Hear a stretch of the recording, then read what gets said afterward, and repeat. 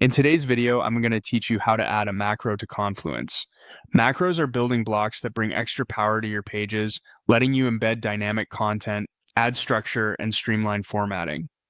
Think of things like a table of contents, an expand section, a panel for callouts, a status badge, or integrations that surface content from other tools. Here's how to add one smoothly using the Confluence editor.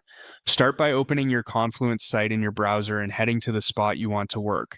If you're starting from scratch, click Create to open a new page. If you already have a page in the right space, open that page and click Edit to switch into editing mode. If you don't see Create or Edit, you may need permissions from your space admin. Once you're in the editor, place your cursor where the macro should go. To browse available macros, type a / directly in the editor. A quick menu appears with popular options, and you can immediately start typing a keyword to filter results. Use the arrow keys and enter to pick one quickly. If you're not seeing what you need, click View More to open the full macro browser. This view gives you a searchable categorized list with short descriptions so you can confirm what each macro does before adding it. Some organizations also have additional macros from marketplace apps. If something you expect isn't there, it may be restricted by your admin. When you've found the macro you want, select it and review any settings it offers, then click Insert. Many macros include fields for titles, display style, or source links.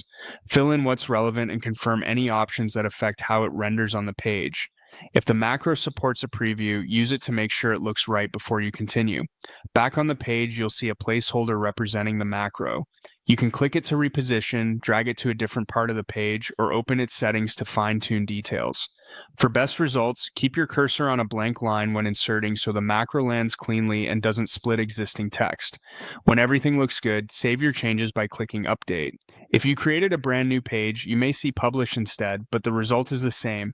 Your macro and content are saved and visible to others based on space permissions. And that's it. You opened your page, used the / to find the right macro, explored more options when needed, inserted it with the right settings, and saved your changes. Happy documenting.